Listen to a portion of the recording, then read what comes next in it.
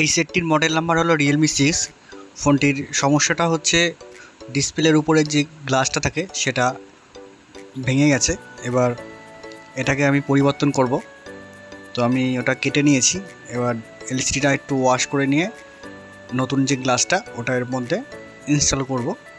তো এটা দেখুন কীভাবে এটা কাজটা হচ্ছে। এলসিডিটি কাটা কমপ্লিট এবং আমি এটা পরিষ্কার করে নিয়ে এবার চেক করব যে এলসিডিটা ঠিক আছে কিনা। অনেক সময় কি হয়, এলসিডিটা কাটতে গেলে নষ্ট হয়ে যাওয়ার চান্স থাকে, তো সেক্ষেত্রে আমি চেক করব এলসিডিটি ভালো আছে কিনা। তাই সেটটি অন করে নেব। অন করার পরে দেখব এলসিডিটা ঠিকঠাক আছে কিনা।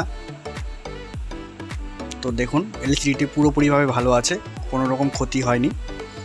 তো এখন একটা ওসিএ গ্লাস এখানে বসিয়ে দিয়ে পেস্টিং মেশিন দিয়ে এটাকে পেস্ট করব।